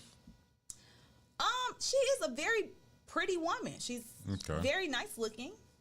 I don't have anything bad to say about her. So, does it matter if your partner has a friend who is attractive or unattractive? How are you controlling the narrative? Because even in that particular instance, my husband controlled the narrative. This is my best friend. We've never done this. We've never had this. We've never done this. He said it to you coming into the door. Yes. Okay. We're platonic friends. We've been platonic friends for XYZ amount of time. We're in the same field. Do you feel like you need to say that though in the beginning to your partner? Is that necessary to say? I think that those conversations, and they are uncomfortable. Listeners, please do not misconstrue. Wow. Those are uncomfortable conversations to have, especially with a new person. And I'm just going to give you this little, word of advice. You don't need to include every detail. Everything doesn't need to be included, but I will say being transparent to a degree is admirable as well as needed and necessary. Because if you want this person to be a part of your life, and it really is a platonic relationship. Now, I'm not saying keep all your exes and they friends on your, team forever and ever. But I am saying if you did make genuine connections and genuine relationships, and you really want to see, like, your village is made up of, people you've picked up along the way from relationships, or just people you've picked up along the way in general in life, being transparent with your partner helps or eases them into the introduction, and then also assist in building the relationship. So once again, we hit the nightcap. I'm here. I'm so glad Mia is here. Y'all, I've been waiting to get on your case. But now, okay, let's stick with that same narrative. Now, let's say your husband was transparent, and say, look, this girl is just my friend, and you saying you mentioned don't tell every detail, but he did say maybe like 20 years ago we used to flirt or whatever, hang out, whatever. We never had sex, but we was dating for a while. We just figured out we'd be more friends. You still gonna be cool with that? No. Why? Because you're flirting with temptation. Huh? You're flirting with temptation. So even if it was 20 years ago, you're flirting with temptation. Okay, I'm listening. Because what could ultimately happen is you and that person. So relationships, and I don't know anybody who has ever been in a perfect relationship. I don't know anybody who has ever been in a perfect marriage. Typically, when someone is, I wouldn't even say lurking, if someone is in the vicinity or smells blood in the water, and they had some kind of feeling for you at any time of their life, they are going to inevitably send you a message or call you on the phone or tell you exactly what you need to hear, especially when you vent to people. Now, if this is a person that you guys had, we flirted, it was very innocent, but we still friends, we've been friends. Oh, okay, yeah, that's just not somebody that I'm going to entertain. I can't entertain that person in my space. I can't condone you entertaining that person in my space. Like, she can't come to a birthday party. She's not invited to those things. Now, if you want to be her friend over there, but you can't be her friend over here. Mia. I'm being honest. It was 20 years ago. It doesn't matter. Because if you're on the phone talking to her and you're like, man, Mia got on my nerves today. Man, Mia did this. Man. Mia did that. If you're doing that, that opens the door for additional conversation, because then they know my Achilles heel, or they know the weaknesses that I possess. So it gives them the opportunity to have either a leg up on me, or it gives them the opportunity to make a move on you when you're vulnerable enough or transparent enough with them. And they're like, oh, this is my opportunity. Now is the time. Because now I could say to him, I've been here the whole time. I've been here 20 years. Wow. You can come and lay with me because I'm going to take care of you. So you saying he could still be friends with her, but she can't come nowhere. No, nothing. I won't bless the relationship. I would say I would. And that, again, that is keeping a safe space safe. When you're in a relationship with someone, you don't want to bring people who could potentially bring you harm to that relationship. And I honestly, and I mean that for family or friends. If at any given point you have flirted with temptation, you have walked into it and was like, oh my God, I saw this person naked. Like, oh, I only saw them naked one time. That gives very much, at some point, you guys have seen each other's bodies naked. And then it gives very much, okay, am I in a space where I can trust? Because, again, guys, trust is a big factor in any relationship, friendship or relationship. So can I trust that what you're telling me is the truth? Or is that going to give me more questions by you telling me, oh, I've done this or I haven't done that? Is it going to make me question you more? Am I going to be able to bless the relationship? So, okay. I got two ways I want to go with this. Let's do it. trust, right? We mentioned this word trust. And me and Reggie do not agree on what trust really looks like. In a I relationship. know, that's fine. We've had but several debates. I feel that the partner that the Lord himself has designed for me is going to trust me to the point where it don't matter if it was 20 years ago, 2 years ago, 2 days ago. She know I'm not entertaining nothing. And if I feel like there is a woman who I call a friend who is a threat or maybe even would take advantage of me in a weak moment when I'm trying to be vulnerable, You would still be her I friend? would not be her friend. Right. So that's what I'm saying. I want her to have so much trust in me. Like, I know Reggie. Reggie not even gonna have no woman around him that he feel is gonna be on that. 100%. So I'm just gonna if that's his friend, that's my friend. If he tell me, babe, you know, she tried to. I remember I did this one time. I was with a girl, and I told her, I was like, man, I can't believe this girl who I'm really cool with, she just hit on me. And I showed her the text message. She was like, what? She's like, I told you not to trust them out. You see what I'm saying? So it was that bond for me. But it was also the intentional transparency. You showed up correct. You said, this is a friend of mine. Meet my friend, right? Me and his friend haven't had any, dealings with one another sexually or otherwise, but this is truly my platonic friend. Because I remember we had one debate here at the Nightcap where you were asking, can men and women be platonic friends? Yeah. I very much think that they can. I do not think that every relationship has to go to a sexual factor. I do Yeah, not I agree. think that that's a necessary conversation for every man and woman to have. But there are people that you support and that you want in your corner or they Yeah. want to be in your corner. So if you came to her correct and you said, no, we've never had anything, and then you came to her and said, man, do you know she just hit on me? That is the friendship of your true relationship. And then that is also showing your partner that you can be transparent. Yeah. So that is a level of trust, absolutely. But that's what I'm saying. Even if that person, okay, how about this? Have you ever had a male friend who has flirted with you before? Yes. Okay. Now, when it comes to your husband, do you expect your husband to be okay with that to the point where, oh, that was a long time I would ago? never tell my husband. Why not? Because my husband is people think my husband is real nice. He is not nice. Wait a minute. And I remember this guy flirted with me, and it was a guy at our church. Oh my God. I do not know and when I went over to my husband and I told my husband what the man said to me, and the man was extremely inappropriate. Let me just start there. He was very inappropriate. But when I told my husband what he said to me, he said something to the man to this day. When I see him, that man literally does a bow face and he goes in the opposite direction. So for me, I would handle it internally. I would not do that as an external thing because I know my husband. My husband is ignorant and he don't have good sense. And he loves his wife. He's very, even when we go out, my husband is not a helicopter husband.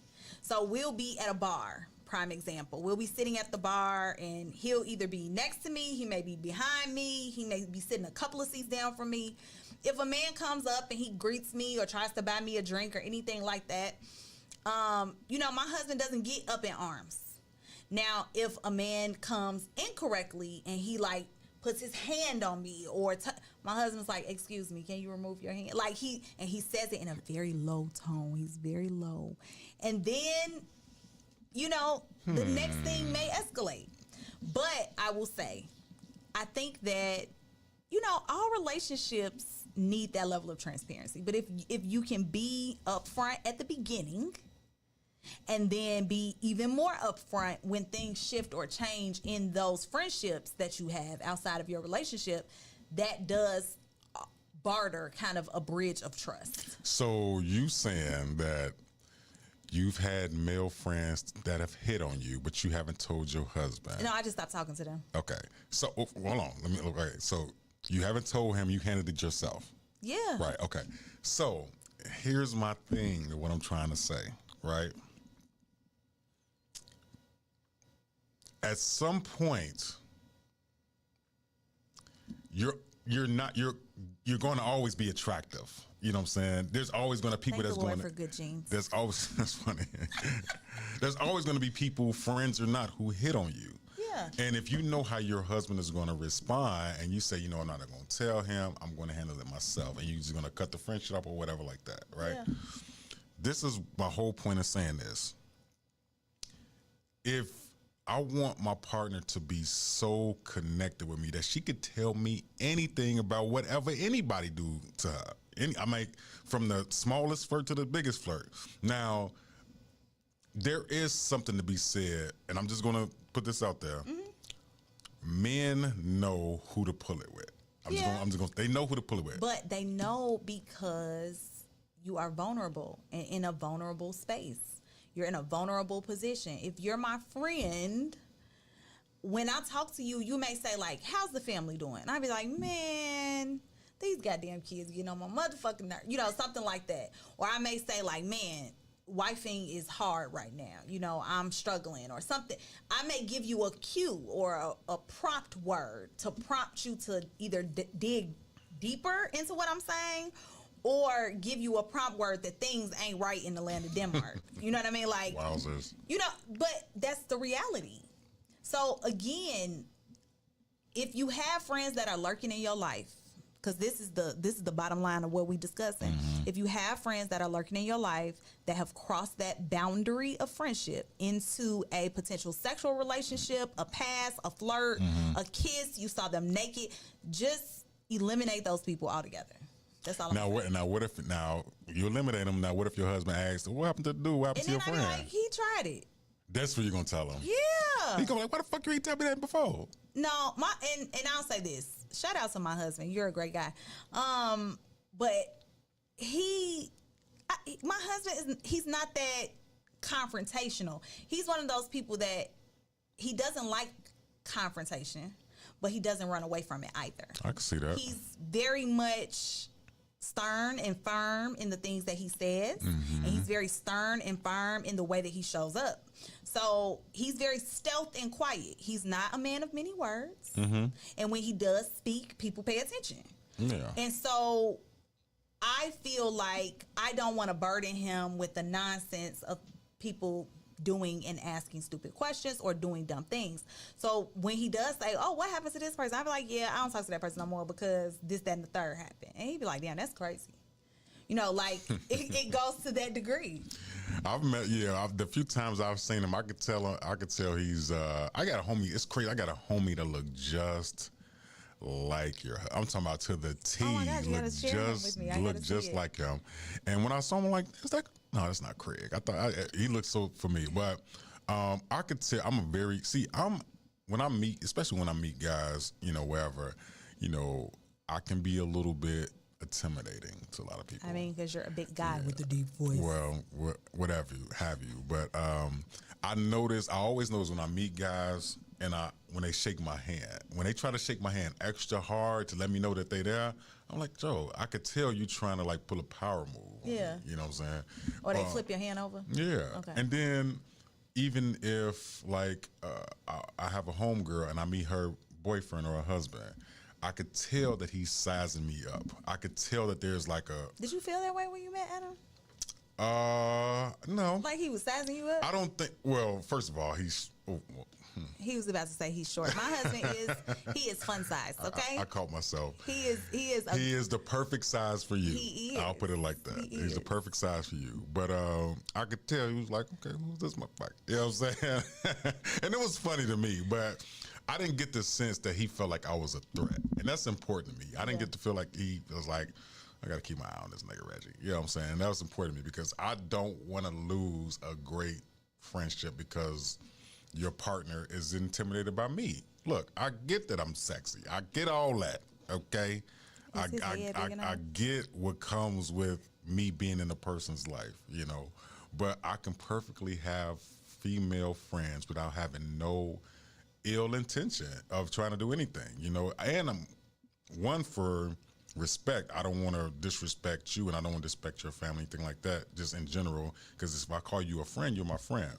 But I will say that if I have a female friend who I flirted with in the past or whatever, or made whatever like that, I can still be a great friend to her without her feeling like she got to cut me off, because that was 20 years ago, baby girl.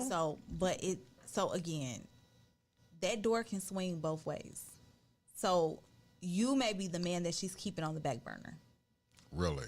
You get what I'm saying? Like, if I know, and this is just me playing devil's advocate, if I know that you like me, right, and I know we've never done anything, but I know for a fact, without a shadow of a doubt, that you like me, as shallow as people are at the current moment and as quick as they get in and out of relationships and as fast as they move on, if I know that you like me, I am going to emphatically keep you around. You know what I mean? Like, I'm going to, because I know that you're going to give me attention when I need it. You're going to shower me with compliments. You're going to do nice things for me for my birthday. You're going, like, if I know these things, most people who are either shallow, insecure, or just don't have, you know, the understanding and wherewithal that door can go either way.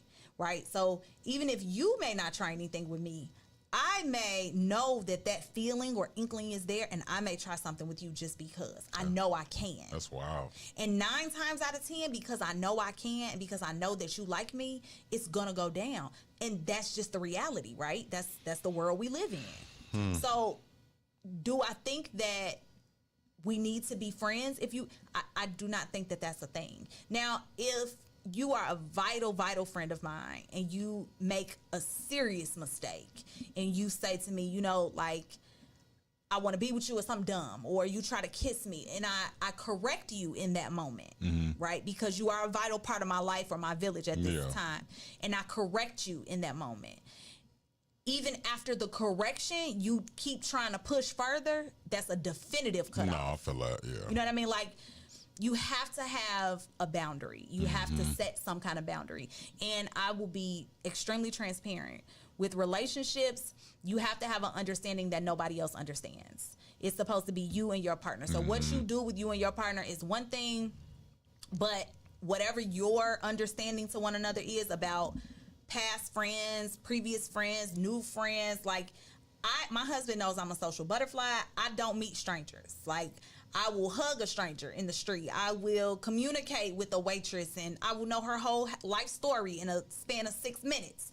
I have one of those energies where people just walk up to me and start talking. Yeah. So I don't meet strangers. And I have male friends. I have female friends. Like, I have male friends who've taken me to concerts for my birthday and left my husband at home. But they are respectful enough to call my husband and say, hey, I wanted to take Mia to this concert. Is that okay with you before I purchase the ticket? Because I know she likes this artist. First of all, that's a thoughtful friend. It's a nice friend.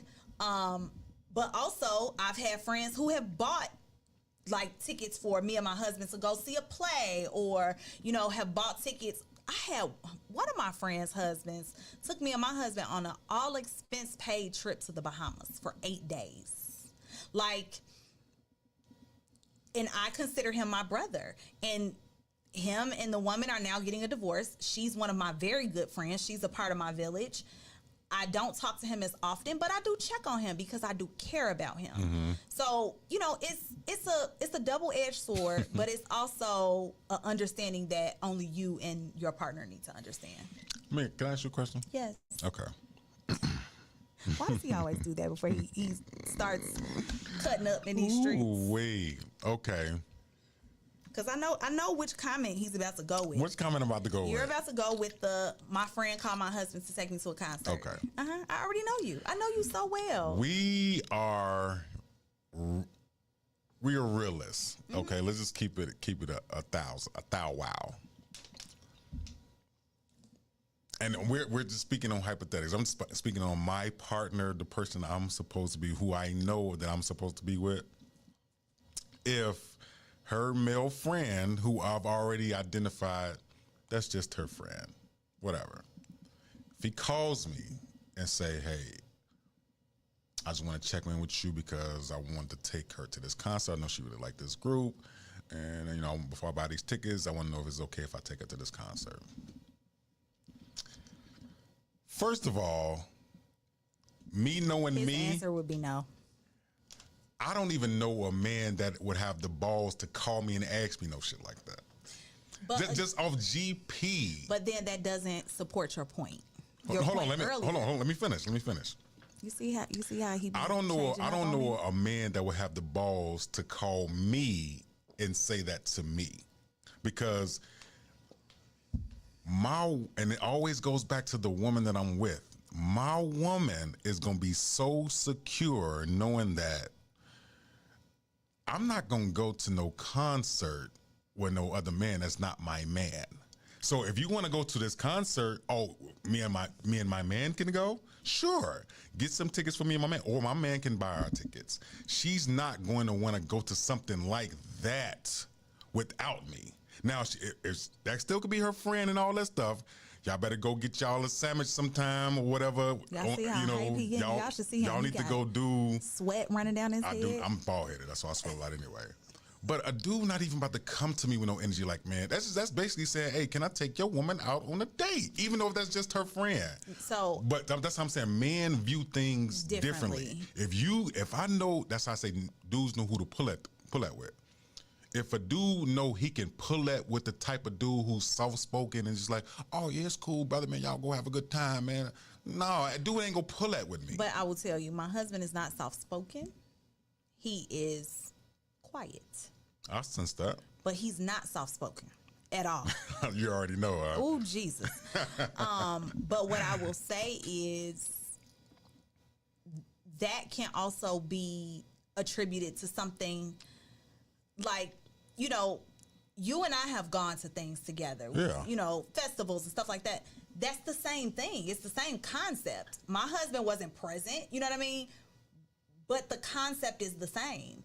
If my friend, that's just like my female friends. My female friends, I mean, go as far as when I was unemployed, I had female friends that went as far as bringing me groceries or, you know, going to pick up my kids or getting my kids clothes for me or doing putting gas in my tank or paying for my lunch for the week or like meal prepping for my family. You know, when I took a job out of state, my girlfriends would come over to my house and help my husband. And, you know, so like, again, understanding that only you and your person understand, you and your person have to understand. But I think that those are two of the same things.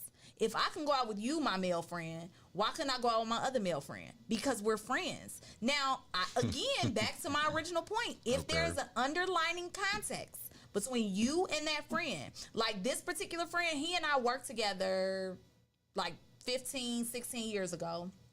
He was my friend. And not being funny, he's not my type. He's not, you know, he's a very nice guy. He deserves to be with a very nice woman. My husband and I have gone to his barbecues. He's had a couple of different girlfriends. We've gone to his birthday parties. We've supported one another in our life's endeavors. But my husband knows that ain't it. Like, unfortunately, this is the more insane part. My friend gets tickets because he has like a brother or sister that's a promoter and he gets random tickets. He's given me and my husband concert tickets. He's sent us backstage with backstage passes, things like that. So I don't see the harm in that particular situation because I know for a fact there's nothing there. And so back to your original point of trust. If I can be transparent with this person and I can tell this person the truth about what me and this other person have going on, there should be no animosity because I want my friends to love my husband and I want my husband to love my friends. So I think that the other side of the coin that you're trying to play is not going to work because that I'm trying to play. You tried it. But, you know, I think that to see things in that light or perspective is better. Okay. Because keep in mind, you are my friend. That sounded beautiful. I just want you to know you laid that out really, really nice. You did a really good job explaining that. This guy. God damn it. But look here. Even though and this is why it brings me back to what I was talking about earlier. As much as we want to ignore it or not, the way a person looks dictates all of that shit. It really do. So if you just said that dude he wasn't your type, regardless, I'm just saying, you mentioned he wasn't your type. Okay, we can't ignore that because that is a factor. But I said that as a comforting point to my husband's comfort. Okay, so to his comfort, and just like you said, your husband know, oh, I ain't got to worry about dude. And I trust my wife. Yeah. Really, it's really about you and him. I would hope that he trusts me. He trusts his wife. He trusts me. And I would trust my wife, you know what I'm saying? You know, in a situation like that. But it's always the dude. You just mentioned already that people will keep you in their life because they know either they once secretly got a crush on you or they know that you like them. And y'all may never talk about it, but it's always opportunity for something like that. So that's why I say a dude, I'm going to make it where my partner, whoever her male friends is, he not going to even come to me with none of them like that because he already know, one, his friend who is my wife is going to be like, nah, well, Reggie coming too. Or I don't want us to, you know what I'm saying? Like, and two, he know I'm not going for none of that, especially if he is an attractive looking dude because that matters. Let me ask you this question. So if my friend called you and said, hey, I want to take you and your wife on a vacation, what would you say? Wait, say that again. Your friend? My friend called me. The man, and said, in this scenario, so I would be your wife, you would be my husband. So if my friend called you and said, hey, I want to take you and your wife on a vacation, what would you say? We can go. We can go, okay. Yeah. And so on that same vacation, say we went on a cruise. Mm-hmm. On that same vacation, me and the man who took us on the cruise, you in a room laying down. We by the pool. We decide, we gonna go take you in a show on the cruise. Who gonna do that? Me and this man. Then I'm gonna get my ass up. What I'm laying down for? You asleep. Get the fuck out of here. You see what I'm saying, man? Come on now. But what I'm saying is, why would you, if we on a cruise, the three of us, which is not necessarily the three of us. It may be us and his spouse. Okay. But so it's four of us. Yeah, it's four of us. Okay. We'll just because that was a little strange. It's three. Okay. Your mind went there. It did. Okay. You always thinking the wrong way. Okay, so him and they invited us, so it's a couple things. Yes, but this man paid for everything. Okay, that's cool. Mm-hmm. I don't have no problem. I'm not insecure about money and shit like that. Okay. If you want to blow your back, cool. Me and wife, when we have a good time on your dollar, that's fine. Okay. But I'm saying, in that scenario, you made it seem like I'm just laying down, chilling, or I'm tired. And you tired, you jet lagged, you want to go to bed. And he tell you. And we just on the boat, we out. His wife decides she gonna go back to the room, and me and him just out and about on the boat. Diabolical to even come to me with something like, why would you do that? But do you realize that happened? That's what I'm saying. You have to know my partner wouldn't dare. If I'm tired, she tired too. Okay, babe, I'm going to bed with you. She not about to go out to no damn anything else with the dude that. Do you know how dangerous that is? It's not necessarily going out with him. What the point that I'm trying to get you to see is that sometimes the circumstance may not be so cut and dry. It may not be so simplistic. It may not be so easy. A lot of times, the comfort level with a person, i.e. your partner or your comfort level matters. Man. So if I'm transparent with you and I'm like, me and this nigga ain't never had nothing going on, we just, friends. Yeah. I'm friends with his wife, blah, blah, blah. Realistically, and I know you say it now, that you would be like, no, that wouldn't happen. It would happen. To who? It would happen. You think that's going? You know what I mean? You think that I'm going to be okay with that? I promise you. Okay. I promise you, it will happen. Okay. Especially if she has friends like I've had. Like I had one male friend when I opened up my event space. He was in my event space putting up ceiling tiles, sticking stuff to the walls. Like, that's definitively something my husband should be doing, but my husband wasn't available. He was at work. Two totally different scenarios. It's the same scenario. How, Sway? Because if you don't want another man to do one thing for me, you shouldn't want another man to do anything for me. Wow.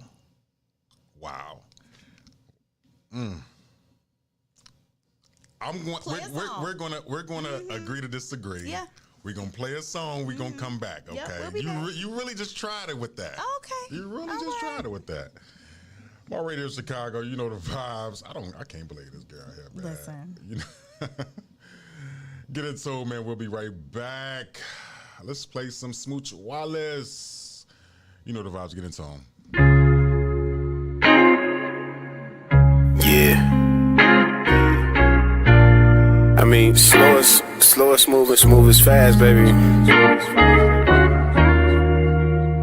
Take it easy. Smooch. QIC, we got another one. it all on me. Didn't want you to leave, and I ain't too proud to beg, so I'll get down on my knees with temptations on repeat. Girl, I'm trying desperately. It's not me, but you can't see all the ways you're hurting me. Thinking about what we could be, knowing things won't be the same. Turned your back and walked away. Never thought it'd be this way, but now you're gone, baby. 'Cause you made a fool of me, and ended up losing me. There's no more we. Now it's you and me. To apologize, you done me wrong. Your love's a lie. I looked around, I couldn't believe it. I shed these tears to empty seats, yeah. I question if my mind is sane, trying not to place the blame. My heart is hurting, filled with pain. I thought that we could love again. I asked you to stay and love me deeper. Still I lost you and I couldn't please you. Trying hard to pick up the pieces, but you left when I really need you. Knowing things won't be the same, you turned your back and walked away. Never thought it'd be this way, but I'm okay. Yes, I'm okay. 'Cause you made a fool of me. You made a fool and ended up losing me. There's no more we. Now it's you and memories I can't erase, feelings that won't go away. Love is lost and gone astray. Just a man, I made mistakes, knowing things won't be the same. Turned your back and walked away. Never thought it'd be this way. It's the end, but I'm okay. 'Cause you made a fool of me, and ended up losing me. There's no more we. Now it's you and me.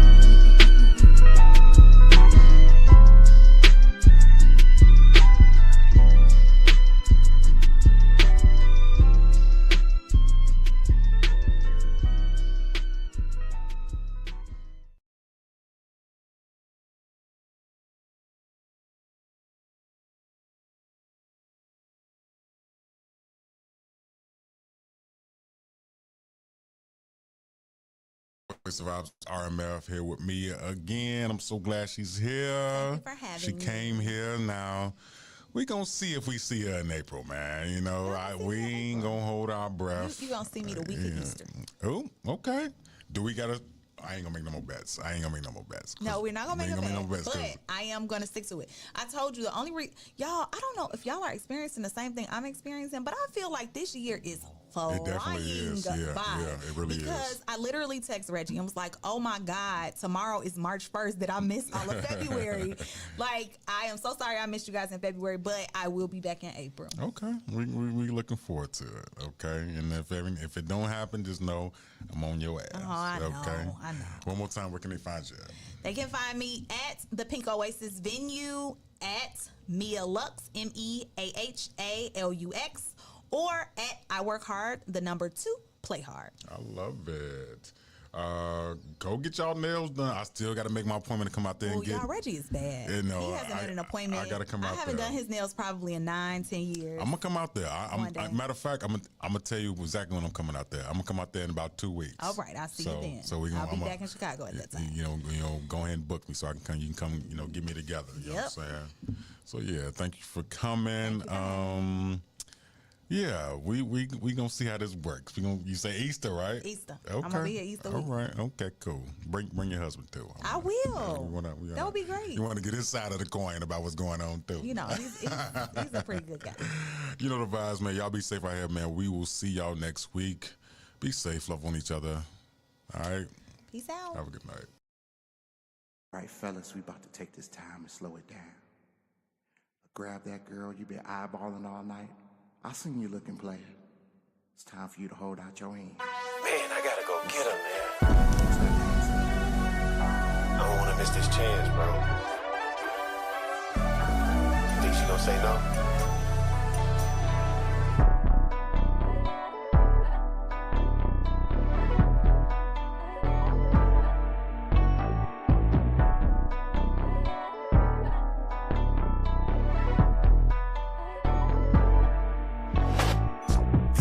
Last call, don't wanna miss my chance, so I slid away and asked for your hand. I seen you from afar, I couldn't help myself. The very thought of you dancing with someone else. So baby, let's get lost to the lyrics of this song. We'll dance the night away like we're all alone. No smoke, but we're so high. I'm digging your whole vibe. Don't want the song to end. I need you in my life. Won't you just take a chance? And let me please have things like that. Have this day. You don't know.